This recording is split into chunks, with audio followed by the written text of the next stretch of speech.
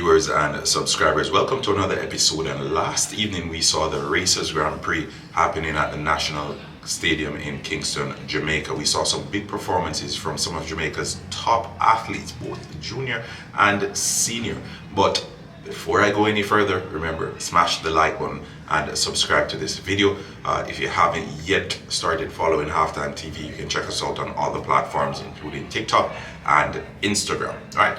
Also, don't forget to keep the conversation going in the comment section below. Once we've concluded the video, we'll continue the conversation beneath this video. So let's get to it. We saw the 400 meters, and mind you, the 400 meters was the longest event that took place on the evening. We didn't have any 800 meters. Rashawn Clark, as usual, he came up big for the 400 meters from a Jamaican perspective. We saw some sprints. So we saw two 100 meters for females. We saw two 100 meters for males. We saw a pair of hurdles as well as some of the jumps happening as well. So let's get to the sprint. For the sprint, I must say the 100 meters, which were the curtain closers, they were deservedly so. They were both exciting races. They were both races that had you on the edge of your seat. And before that, the build-up was just perfect, right? We saw Shericka Jackson, we saw Brian Lavelle, we saw all these athletes who we know on their day can be virtually unbeaten, but they did in fact deliver big performances. So where do I start? Let's start at Brian Lavelle's 19.79 seconds. And I know that one, as soon as the race was concluded, he received the world leading banner because it was such a massive performance. Brian Lavelle, he was almost in tears really. And then we realized that it was a plus 2.5 win. So Brian Lavelle, I implore each and everyone on here to look out for him this season. I know Jamaica has been struggling over the 200 meters from a male perspective in recent years, and like oftentimes we come out and we say things about the athletes not knowing what they're going through. Andrew Hudson, he's been the Jamaican national champion in yesteryear, but I think this year at the national championship later on this month, well, it's happening at the end of June really, Brian Lavelle will stake a claim for himself because he may very well be Jamaica's top 200 meter sprinter on current form. Right. So on the female side, we saw Shericka Jackson. We have Leduc from Canada. She participated in that race as well, and she was second place. Shericka Jackson, she looked impressive off the curve. She looked a little bit leaner, which is good to see from a Jamaican perspective. We know she struggled with injuries in previous years, and we were hoping that this year would be the year that she got back to the top. A matter of fact, she was up the top when she picked up her injury. So it's good to see Shericka Jackson getting back in somewhat of a decent form ahead of the national championship. Remember, we have the world championship this year.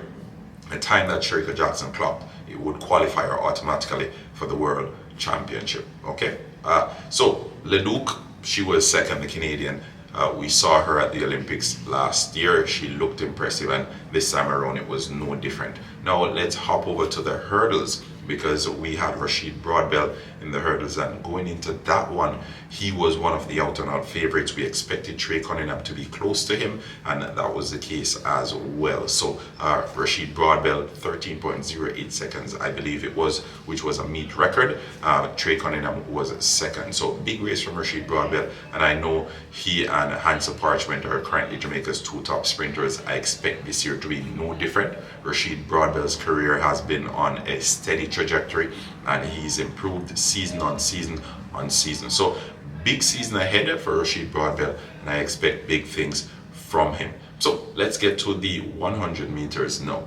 All right, so remember, we had two 100 meters. We didn't get the chance to see Buaji and Krumi for whatever reason, but we got two 100 meter. We got two set of, well, a pair of hurdles. So for the 100 meters, I won't speak to the first one, and I'll just get to the second one in the interest of this video, because I didn't want to go through everything, right? So the big 100 meters for guys, we had Bayanda Walaza coming in from South Africa. We had Oblique Seville, big big personality in this race in the form of Kishane Thompson, and I think it was always going to be Kishane Thompson oblique Seville closer to the finish line, and it was no different. Rowan Watson was expected to feature and to put up some good competition as well. In the end, it was Kishane Thompson had a massive run, and it's good to see him in this sort of form. It was less than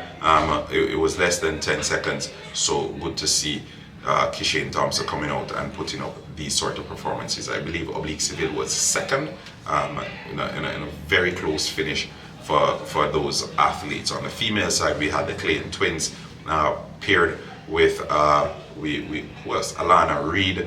I think, yeah, Alana Reid was there, and a couple more.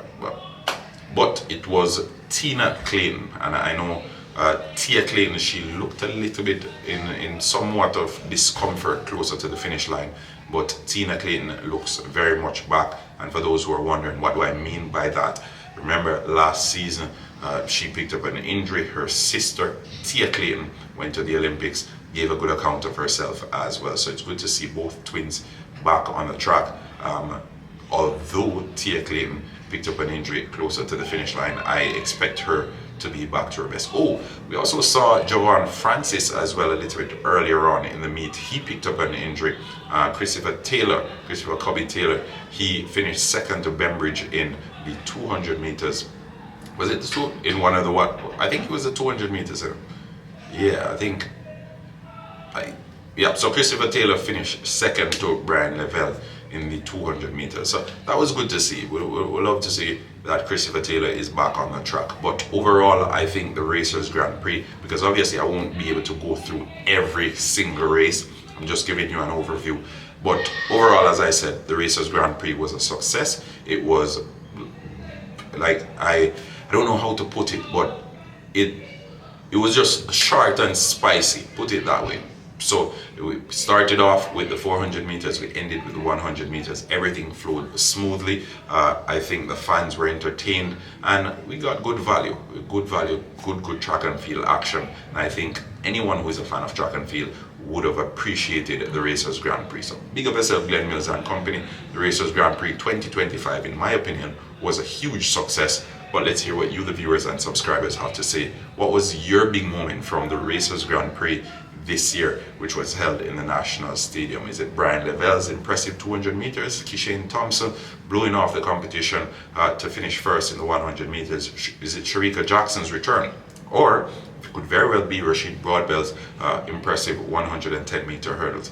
Let's hear what your thoughts are beneath this video. And remember, like, share, and subscribe. Until next time.